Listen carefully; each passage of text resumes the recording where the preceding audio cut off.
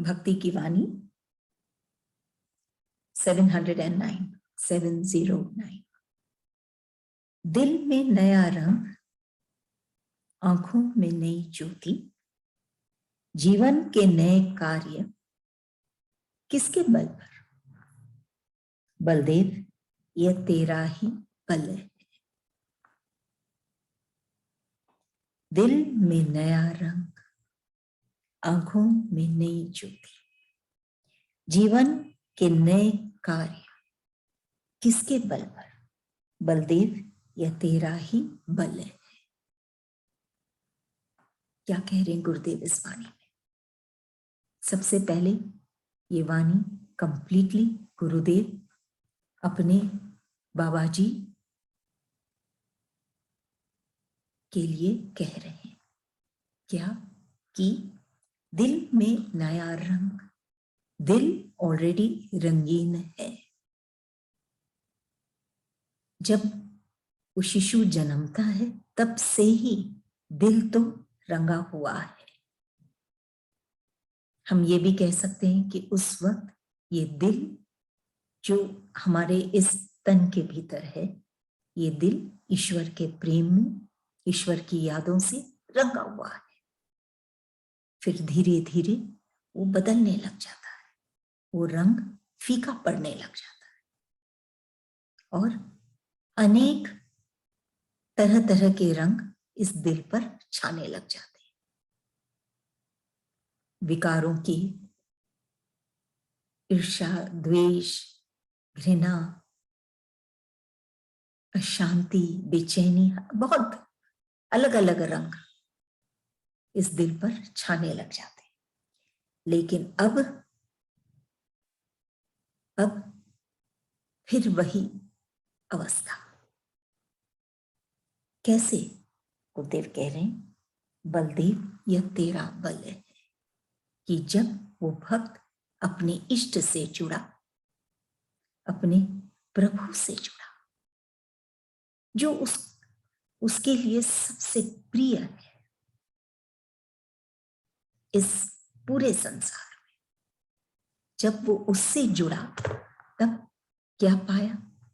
कि इस दिल में अब नए रंग छाने लगे। वापिस वो प्रेम का रंग और भी नए रंग, जिससे ये दिल खिले, ऐसे रंग छाने लगे। ऐसे रंग जो जिससे वो दिल सुंदर लगे, खिले और मौज में रहे, न कि मुरझाए, न कि बदरंग हो। ऐसे नए रंग जो अभी तक जो बदरंग था, वो दिल अब नए रंग से सुसज्जित होने लगा। और आंखों में नई ज्योति, ज्योति तो थी आंखों में, देख ही रहा था वो भक्त इस संसार को और हर चीज को इन आंखों से, इन आंखों की ज्योति से। ज्योति नहीं हो तो देख ही नहीं पाएगा, लेकिन इन आंखों की ज्योति से वो देख तो रहा था इस संसार को। लेकिन अब बाबा के बल के कारण क्या हुआ? ये ज्योति भी नई हो गई। मतलब कि वो भक्त की जो दृष्टि है, जो वो आंखों से देख रहा था, वो ज्योति भी नई हो गई। उनकी दृष्टि बदल गई। यही संसार को देखने की दृष्टि जो थी वो बदल गई। इन्हीं आंखों से, इन्हीं आंखों की ज्योति से जो इस संसार को देख रहा था, अब एक नई ज्योति, एक नई दृष्टि वो पाने लगा। किसके बल पर? बाबा जी के बल पर, अपने इष्ट के बल पर वो ये नई दृष्टि पाने लगा। जो अभी तक जो दृश्य, जो परिस्थिति, जो व्यक्ति जो दुख देते थे, कष्ट देते थे, अब वो दृष्टि बदल गई।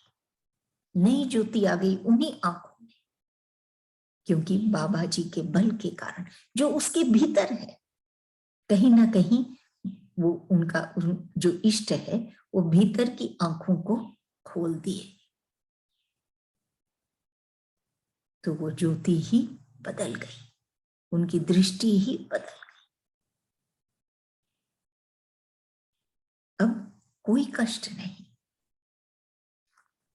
जीवन में नए कार्य। अब कहते गुरुदेव, कार्य भी अभी तक करता आ रहा था, अपने विचारों के हिसाब से वो कार्य कर रहा था, लेकिन अब बाबा जी के बल के कारण वो विचार ही बदल गए। विचार बदल गए तो कार्य भी नए हो गए, अलग हो गए। जीवन के नए कार्य, ऐसे कार्य हो गए जिसको करके वो आनंद पाने लगा, न कि जो कार्य करके वो बोझिल हो रहा था, बोझ के जैसे थे वो कार्य। अब आनंद पाने लगे, जीवन के नए कार्य जो हल्के फुल्के, जिसमें उसके दिल पर, उसके जीवन में कहीं भी कोई बोझ न रहा, वैसे नए कार्य। तो नई ज्योति आंखों में, नई दृष्टि, नए कार्य और नया रंग से रंग गया उस भक्त का दिल। किसके बल पर? बलदेव, यह तेरा बल है। अपने इष्ट के बल पर, अपने गुरु के बल पर सब कुछ बदल गया। वो दिल जिसको खिलना चाहिए था वो मुरझाया हुआ था, अब वो रंगीन हुआ, खिला। वो ये आंखें जो देखती थी और कष्ट पाती थी, अब उसकी दृष्टि बदल गई, नजर ही बदल गया, कि नजारा ही बदल गया। इन आंखों की ज्योति ही बदल गई, नया हो गया। वो पुरानी सोच, पुरानी दृष्टि नहीं रहा, और नए कार्य, क्योंकि नए विचार, विचारों के हिसाब से ही मनुष्य कार्य करता है। जो उसके विचार उठते हैं उसी के हिसाब से वो कार्य करता है। तो नए कार्य, तात्पर्य नए विचार, सब उसके बल पर। और क्यों? क्योंकि वो उसके भीतर ही बैठा। बाहर में तो अनेक है, भीतर में वो एक है जो उसके भी, बट ये महसूस करने की बात है। तो अनेकों को हम भीतर लेके जाते हैं तब डूब जाते हैं, लेकिन जब वो एक को हम महसूस करते हैं हमारे भीतर तो हम तर जाते हैं उसके बल से। उसके बल, वो जो हमको बलवान करता है भीतर से, तो वो भक्त खोखला नहीं रहता, खाली नहीं रहता, बल्कि पूर्ण हो जाता है अपने इष्ट के भावों से, और उसका जीवन ही बदल जाता है, सुंदर और सौरभ में हो जाता है। अक्सर हम देखते हैं दो तरह के ज्ञान है। एक जो हम कह सकते हैं स्थूल का ज्ञान, स्थूल में रमना, मटेरियल नॉलेज, और एक है सूक्ष्म का। अब बहुत अंतर है। ये जो स्थूल का जो ज्ञान है ये हमको प्रूफ करने के लिए आबद्ध करता है कि हम ऐसे हैं, ऐसे हैं, ये है हमारे पास, ये हमको प्रूफ करना पड़ता है, प्रमाण देना पड़ता है। लेकिन ये सूक्ष्म का ज्ञान से हम इम्प्रूव होते हैं, हमारे में विकास होता है, हम आगे बढ़ते हैं। इस स्थूल के ज्ञान से हम एक बढ़िया, क्या बोल सकते हैं, जीवन की शैली हम जी सकते हैं, लाइफस्टाइल। लेकिन ये सूक्ष्म के धन से हमारा जीवन ही बदल जाता है। हम एक खूब सुंदर जीवन जी सकते हैं। सिर्फ जीवन की शैली नहीं, लाइफ स्टाइल नहीं, लाइफ ही हम सुंदर जी सकते हैं। ये स्थूल के धन में या स्थूल के ज्ञान में क्वांटिटी है, कितना है, 10 है, 20 है, कितना है, लेकिन ये सूक्ष्म, ये जो स्पिरिचुअल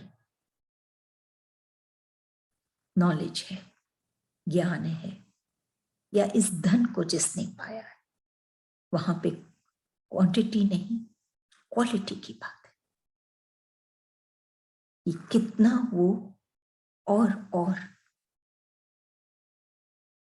पवित्र है। ये सूक्ष्म का प्यार, ये भाव, उसमें कोई पोल्यूशन नहीं, क्वालिटी की बात है। उतना ही वो अपने इष्ट से करीब है। बिना ईश्वर को पाए आनंद कहां से पाएगा?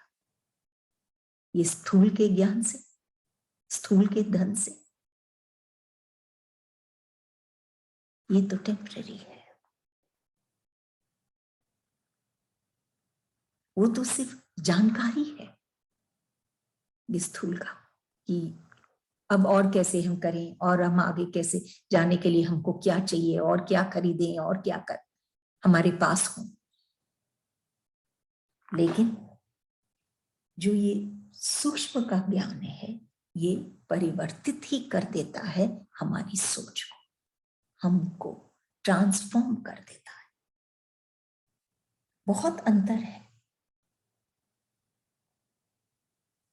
तभी ये ही जो ये सूक्ष्म धन है या सूक्ष्म ज्ञान है, यही है वो बल जो हमको हमारा इष्ट देता है, जिससे हम सुंदर लाइफस्टाइल ही नहीं बल्कि एक सुंदर लाइफ जी पाते हैं, जिसमें सिर्फ क्वांटिटी ही नहीं, क्वालिटी भी है, क्योंकि क्वालिटी से ही कीमत है।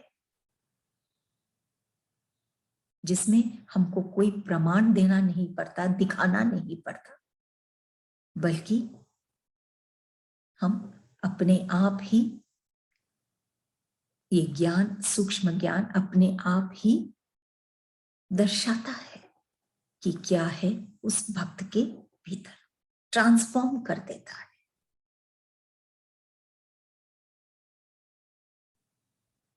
अपने आप को चेंज हो जाता है, इंप्रूव कर देता है। इतना अंतर है। तो यही कह रहे हैं गुरुदेव, तब जाके ये दिल में नया रंग, आंखों में नई ज्योति, नए कार्य से वो भक्त रमता है, और जिससे उसका जीवन सुंदर होता है। यही बल है, ये सूक्ष्म बल, जो उसको उसका इष्ट उसको भीतर से भरता है, ये सूक्ष्म बल से। अगली वाणी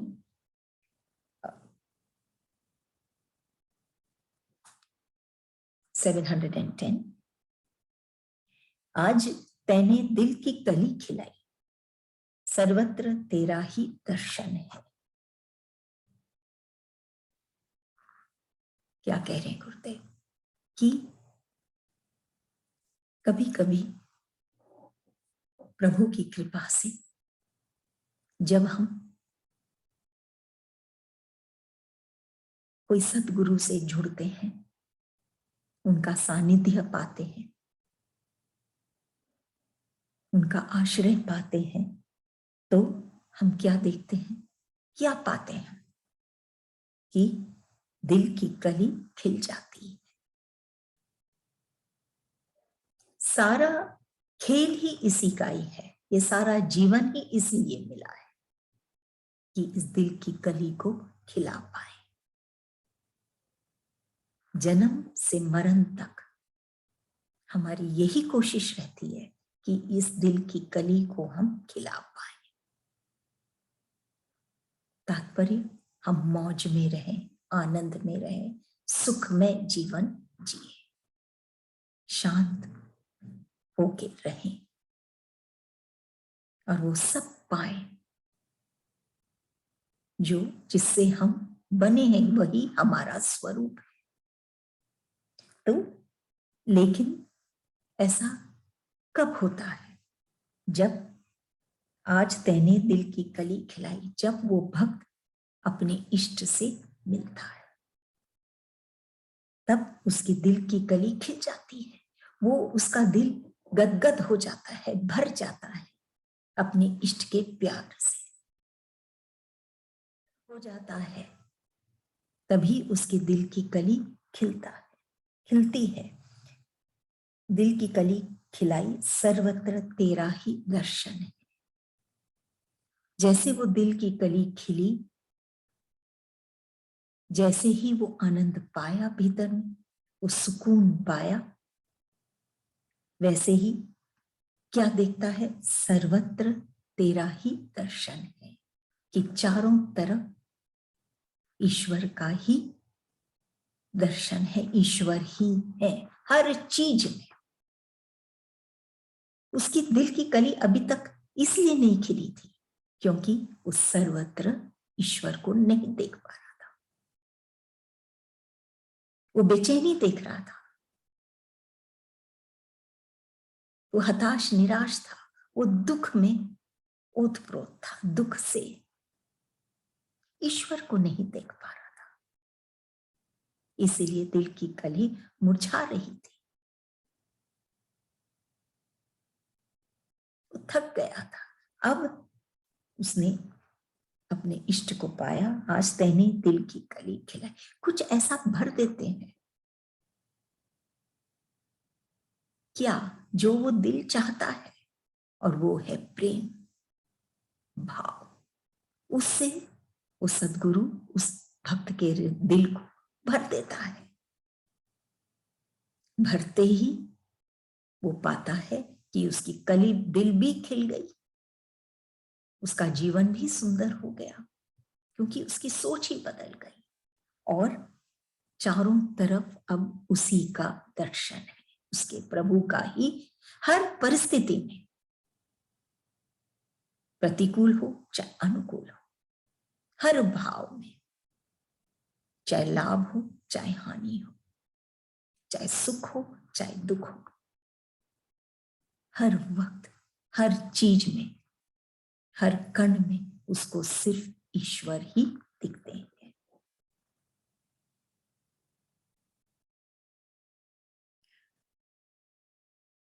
क्योंकि कोई भी वस्तु से वो जितना भी सुख चाहता है, स्थूल के भी हम ले लें, उस कोई भी एक वस्तु हो या परिस्थिति हो, उससे वो जितना सुख चाहता है वो नहीं मिलता, तो उसी मात्रा में वो दुख पाता है, अभाव पाता है। इस सुख और दुख से उठना है। ऐसी स्थिति में, मन की स्थिति में, हम वो इष्ट, वो जो सदगुरु है वो लेके जाते हैं, तभी उसकी दिल की कली खिलती है। नहीं तो वो दुख पाता रहेगा, सुख की उम्मीद करते हुए वो दुख पाता रहेगा। और तब ही और ईश्वर को सब जगह नहीं देख पाएगा।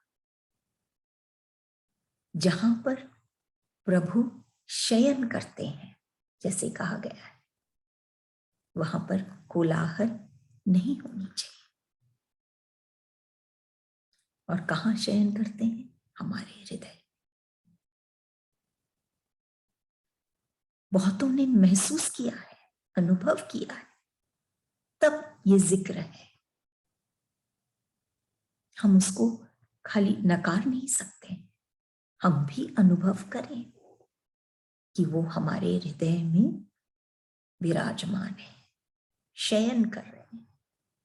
तो वहां पर कोई कोलाहल न हो। कोलाहल होती है तो वहां वो हृदय मुरझा, दिल की कली जो है वो मुरझा जाती है। लेकिन जहां पर हम सिर्फ अपने इष्ट को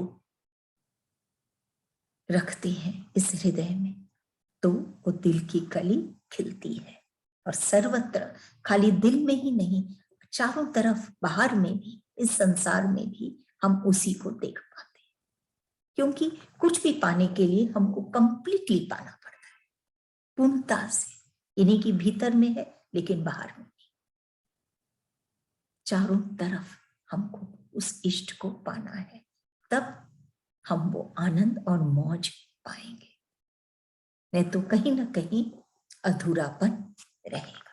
अगली वाणी 711। मंदिर की ओर चला, चारों दिशा में तेरा धाम, मैं न नीचे न ऊपर। कि मंदिर की ओर चला, कि वो भक्त जो ईश्वर को पाना चाहता है, वो मंदिर की ओर चला। प्राय सब यही करते हैं, ईश्वर को पाना है तो मंदिर की ओर चलते हैं कि मंदिर में हमको ईश्वर के दर्शन होंगे। ठीक है, लेकिन गुरुदेव क्या कह रहे हैं? चारों दिशा में तेरा धाम। पहुंच तो गया मंदिर, लेकिन फिर महसूस किया कि वो ईश्वर, क्योंकि वो भाव की आंखों से देख रहा था, सिर्फ ये स्थूल की आंखों से नहीं, वो नई ज्योति से देख रहा था, जिस जो उसको उसके सदगुरु ने दिया। तब वो देखता है, जब वो भाव की आंखों से, कि वो ईश्वर सिर्फ मंदिर में नहीं, बल्कि चारों दिशा में तेरा धाम। सिर्फ मंदिर में तो नहीं रहता है, चारों दिशा में, पेड़ के हर पत्ते पर, हर फूल में, सूर्य की रोशनी में, चंद्रमा की शीतलता में, पानी के बहाव में, पानी में, हर एक चीज, हर एक व्यक्ति में, हर एक परिस्थिति में, हर एक जगह वही है। सिर्फ उस मंदिर में नहीं, वो चारों तरफ है। ये बात हमको गुरुदेव कई बार समझाते हैं। इस रहस्य को हम जान जाए कि वो कण कण में है,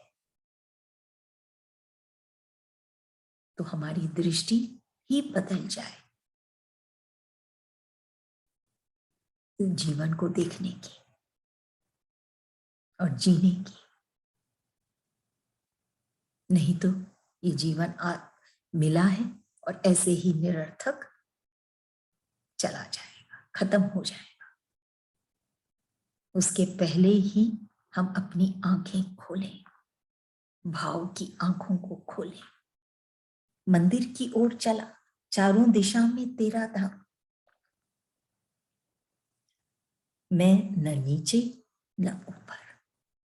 चारों दिशा में तेरा धाम, ये देखने के लिए, ये जानने के लिए वो भक्त को अपना मैं मिटाना पड़ेगा। तभी वो ये देख पाएगा कि चारों तरफ उसी का ही धाम है। वो चारों तरफ, हर जगह वही है। अगर अहंकार रहेगा तो उसको ईश्वर नहीं खुद ही दिखेगा, क्योंकि ईश्वर न तो ऊपर है न नीचे है, चारों तरफ है, हर जगह है। ऐसे भी आप देखिए, हम बोलते हैं ईश्वर, तो हम ऊपर की ओर देखते हैं या नीचे इस धरा पर, बल्कि वो चारों तरफ है। तभी दिखेगा चारों तरफ जब उसका मैं न रहेगा, तभी उसको दिखेगा। ये स्थूल की आंखों से नहीं, बल्कि ये भाव की आंखों से देखेगा, तो मैं न रहेगा। क्योंकि भाव की आंखें उसके सतगुरु ने ही उसके लिए खुली है। तो उसकी वो आंखों से जब वो देखेगा, तब वो मैं न रहेगा, उसका खुद का कुछ नहीं रहेगा। तब वो चारों तरफ देखेगा। मंदिर की ओर चला, चारों दिशा में तेरा नाम। चला तो मंदिर की ओर, लेकिन अब भाव से जब वो देखा ईश्वर को मंदिर में, तब महसूस किया कि सिर्फ मंदिर में नहीं, वो तो चारों तरफ है। लेकिन ये जब हुआ जब उसका खुद का मैं अहंकार गिरा, तब वो ईश्वर को चारों तरफ देखा। सिर्फ ऊपर ही नहीं, नीचे ही नहीं, चारों तरफ, हर जगह में ईश्वर ही ईश्वर। कभी कभी क्या होता है, हम इतना कुछ देखते हैं इस संसार में इन स्थूल आंखों से कि जो नहीं दिख रहा है वहां पर हमारी दृष्टि जाती ही नहीं।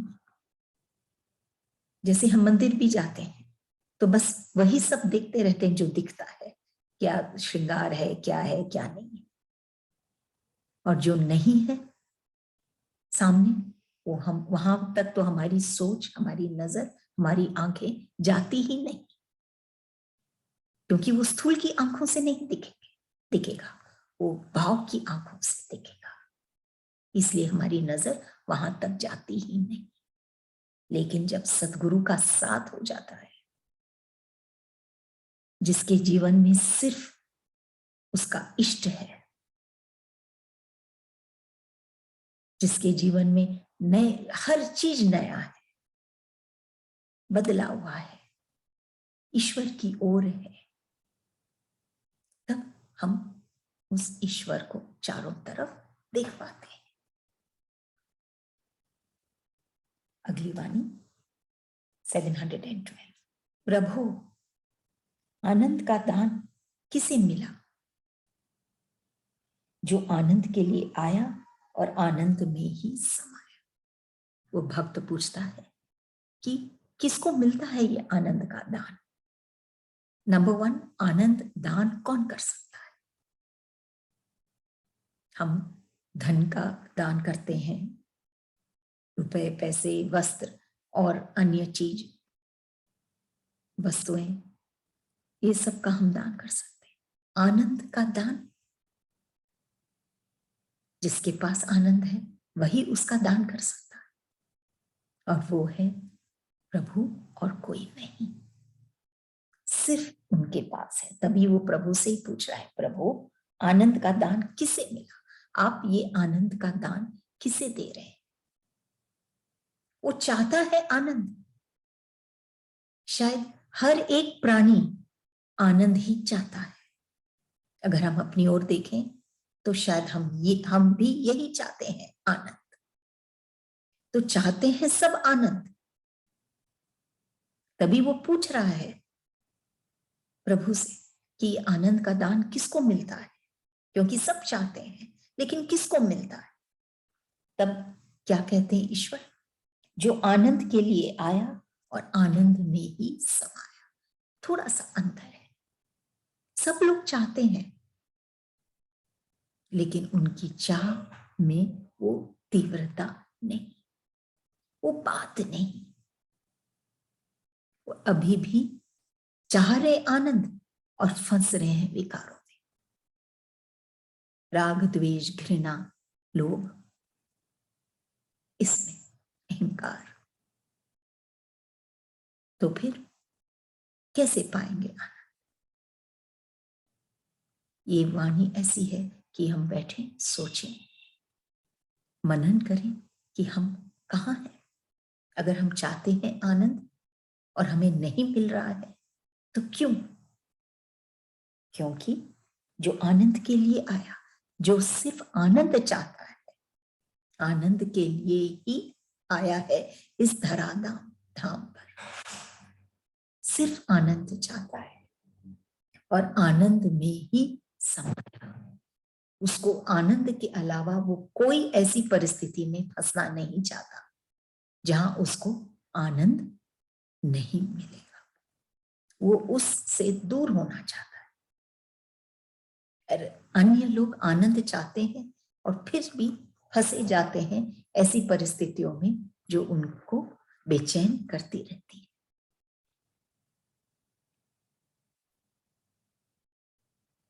ये आनंद के लिए, आनंद इस मन में, इसके लिए सबसे पहले इस मन में अमन होना पड़ेगा। अमन, शांति। कब होगा अमन? जब ये मन, गुरुदेव कहते हैं, सुमन बनेगा, फूल के जैसे खिलेगा। और वो जैसे पहली वाणी थी कि जब वो अपने इष्ट से मिलेगा तो खिलेगा। तो ये जब अमन पाता है अपने भीतर में, सिर्फ आनंद चाहता है, ऐसे जन जो दृढ़ है आनंद के लिए, बहक नहीं जाते हैं इस संसार के प्रलोभन में, वही आनंद पाते हैं। यही कह रहे हैं गुरुदेव, आनंद का दान किसे मिले? जो आनंद के लिए आया और आनंद में ही समा।